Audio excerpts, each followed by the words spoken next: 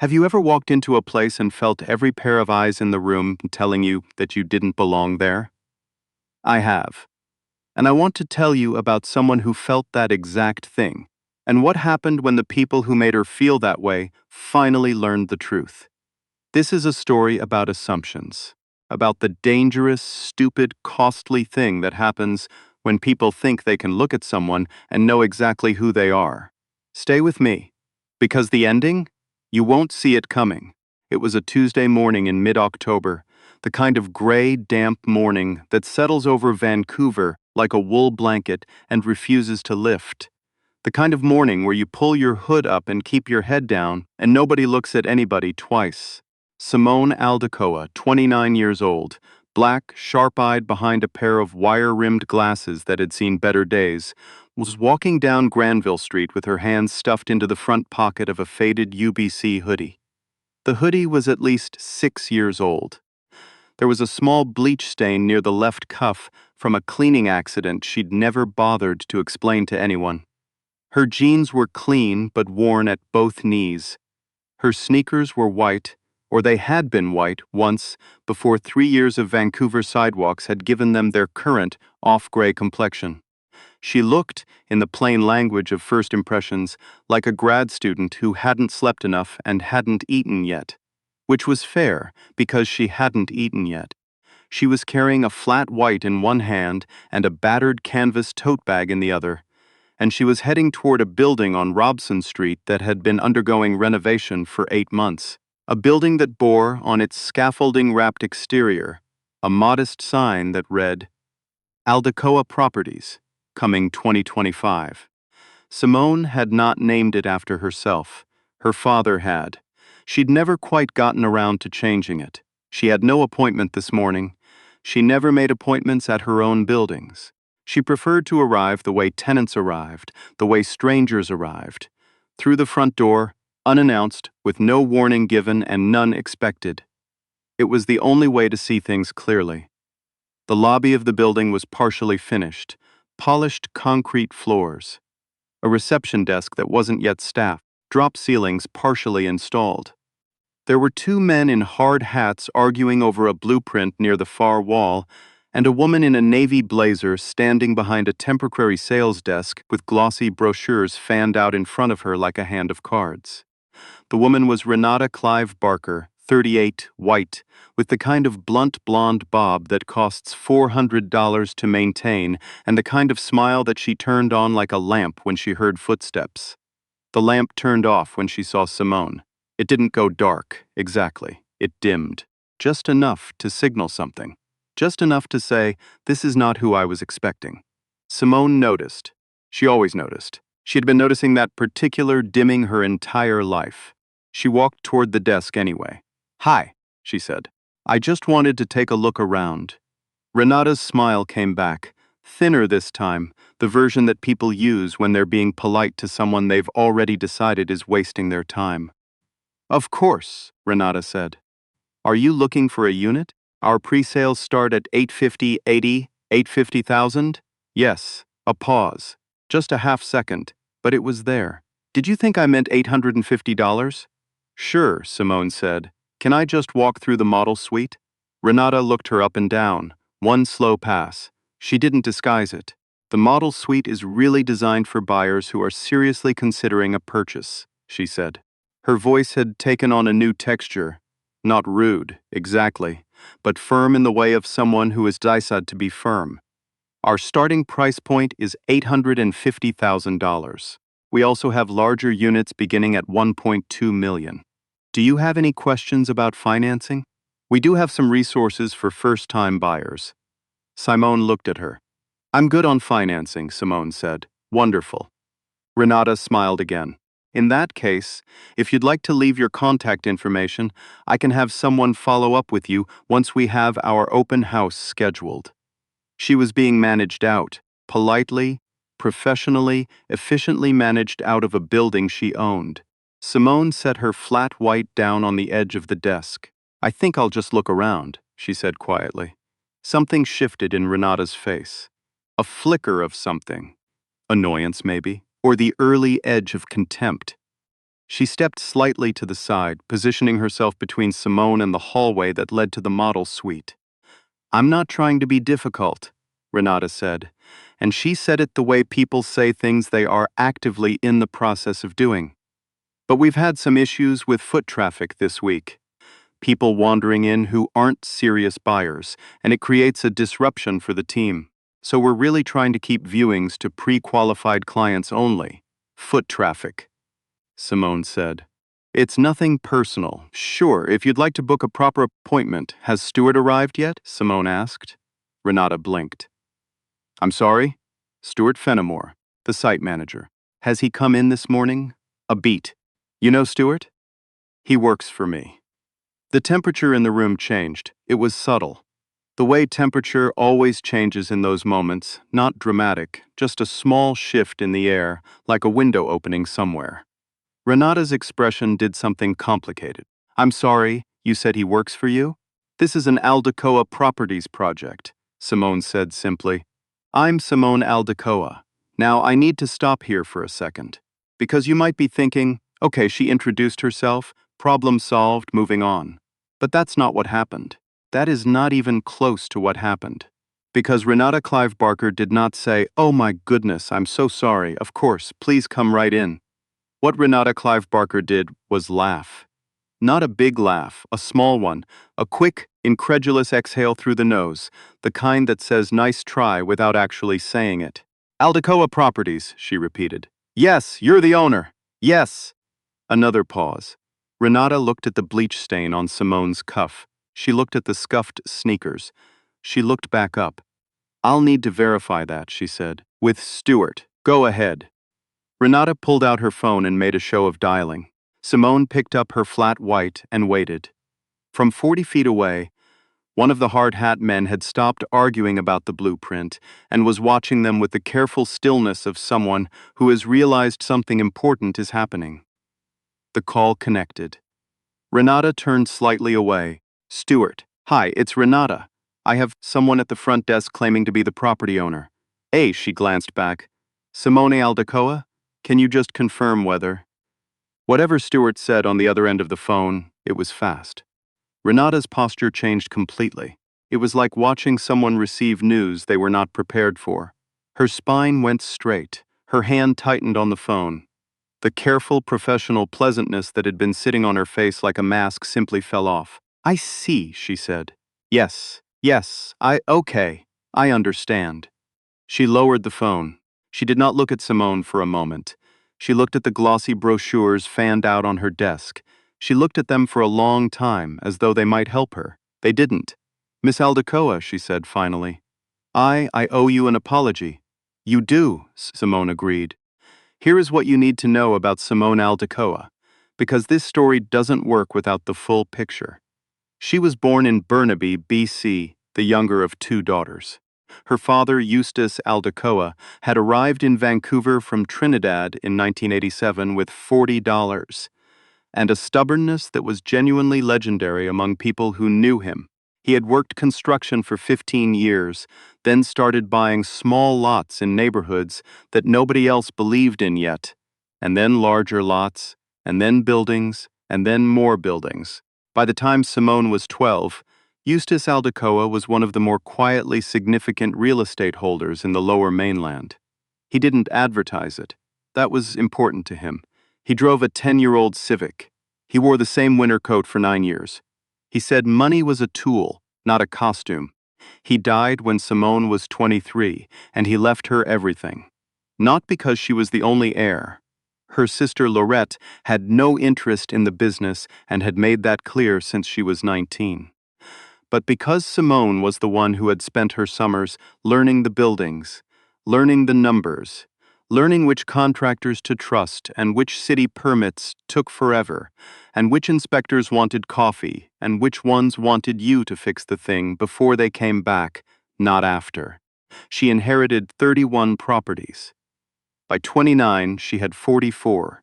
She had done it the way her father had done it, quietly, without announcement, without a profile in any magazine or a LinkedIn that said anything more specific than real estate.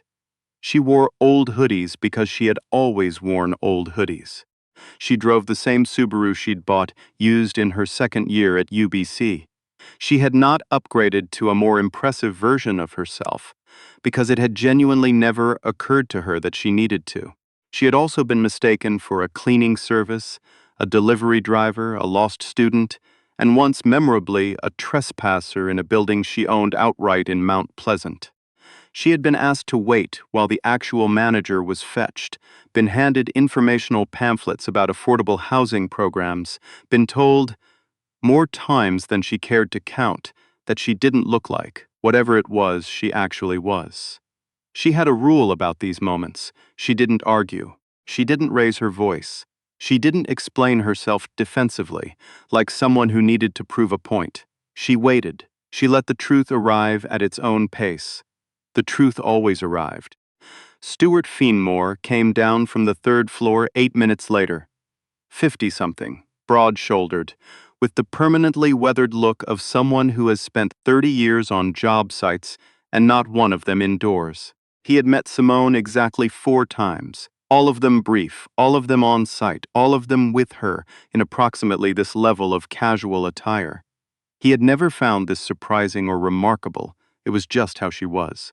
He rounded the corner into the lobby, assessed the situation in about 4 seconds, and looked at Renata Clive Barker with the expression of a man who has just realized he's going to have a very long day. "Monsieur Aldecoa," he said, extending his hand to Simone. "Sorry I wasn't down here when you arrived. We had a structural thing on 3 that needed... Well, never mind. I'm glad you're here, actually. There's some millwork decisions I wanted to run by you in person." "Sounds good," Simone said. "Can I see the model suite first?" "Of course." He turned to Renata. "Can you open it up?" The look on Renata's face in that moment was something that no brochure could have prepared her for. She opened the model suite. Simone walked through it slowly, the way she always walked through spaces. Not like a buyer, not like a critic, but like someone who already knows the bones of the building and is checking to see how the skin fits. She ran a hand along the kitchen countertop. She opened a closet door and looked at the shelving. She stood at the window and looked down at the street below for a long, quiet moment.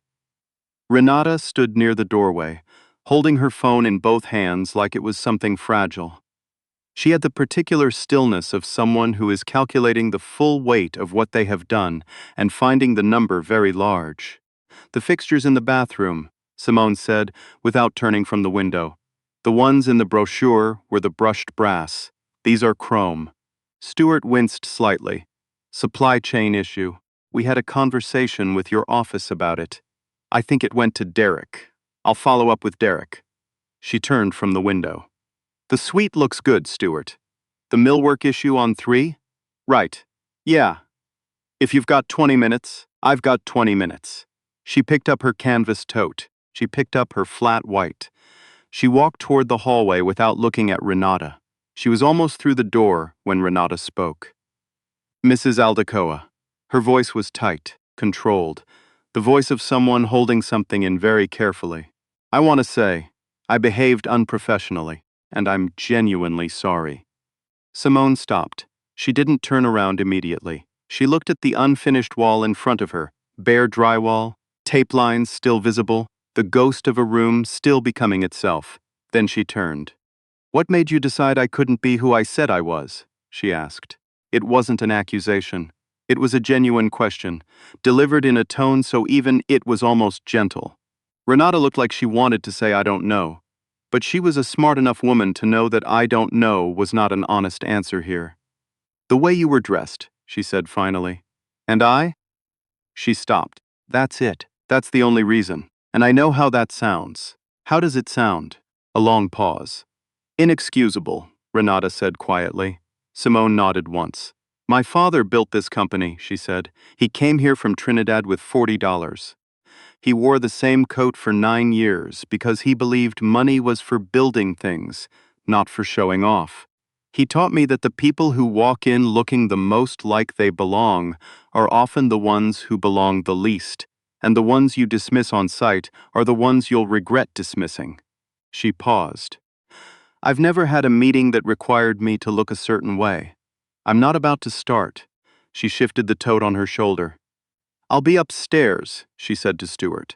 What happened after that unfolded the way consequences tend to unfold. Not dramatically, not in a single explosive moment, but steadily, in the quiet way that serious things move. Renata Clive Barker submitted her own resignation that afternoon. She sent it by email, addressed to the regional director of the sales firm that had contracted her to manage the pre-sale. She did not wait to be let go. She wrote in the email that she had conducted herself in a way that was inconsistent with the values she claimed to hold, and that she needed time to understand why. Stuart told Simone about the resignation when she came back downstairs. Simone was quiet for a moment. Was she good at the job? She asked. Stuart considered it. She was organized, he said. Professional. She knew the market. The dimwit thing that seemed out of character, honestly. I don't know what that was about. Okay, Simone said. Send me her contact information. Stuart blinked. You want her contact information? Yes. He sent it. 3 days later, Simone called Renata Clive Barker directly. Not through an assistant, not through the regional firm. Herself, on a Thursday morning on her cell phone, standing in her kitchen drinking coffee. Renata answered on the second ring. Her voice was careful, guarded. Ms. Aldecoa, she said. I wasn't expecting. I know, Simone said. I'm calling because I've been thinking about what you said, that it seemed out of character. A pause. Stuart told you that? He did. Silence. I grew up in a house where those assumptions were just normal, Renata said finally. Her voice had lost its professional finish. She sounded tired. My parents made those judgments constantly. I spent my adult life thinking I'd moved past it. And then someone walked through my door and I didn't. I hadn't. Not really. That's an honest answer, Simone said. It doesn't excuse it. No, Simone agreed, it doesn't. But it's the only kind of answer worth having. She paused. I have a property manager position opening in the spring. It's not sales, it's building management, tenant relations, maintenance coordination, vendor oversight. The salary is fair, the hours are reasonable, and I run a straightforward operation. Another pause.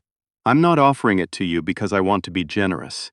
I'm offering it because you were good at your job, and because I think people who've actually reckoned with something are more useful to me than people who haven't had the opportunity yet.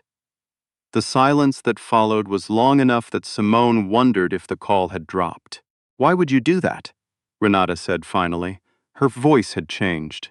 Not crying, nothing so simple, Nebel, just rawer. Because my father always said that the most expensive thing you can waste is a person who is trying to be better, Simone said. Think about it. Let me know. Renata Clive Barker took the position. She started in February, during one of the wettest winters Vancouver had seen in years. She learned the buildings the way Simone had learned the buildings. By walking them, by listening to the people who lived in them, by arriving without announcement and looking at things clearly. She was, as Stuart had said, organized, professional. She knew systems. She learned slowly and without fanfare to stop reading people by their surface. It was not fast work. It was not comfortable work. But she did it. And as for Simone Aldecoa, she kept wearing the old hoodie. She kept carrying the battered canvas tote. She kept walking into buildings unannounced, through front doors, in scuffed sneakers with no warning given and none expected. Because that was the only way to see things clearly. Her father had taught her that, and she had never found a reason to doubt him. I want to take a second before we close this out. You know, I think about Simone's story a lot, and not just because of what happened with Renata. I think about it because of how many times that same scenario plays out every single day, in lobbies and offices and restaurants and hospital waiting rooms, in 100 small moments that nobody ever films and nobody ever talks about. Someone walks in. People look. People decide. And the decision is wrong. What Simone did.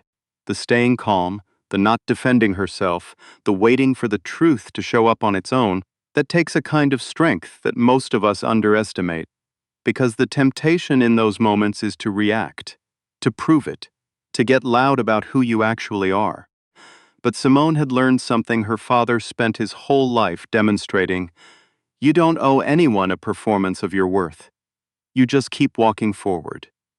And the truth will arrive. If this story made you think about someone in your own life, someone you've misjudged, or someone who misjudged you, I'd love to hear about it in the comments below.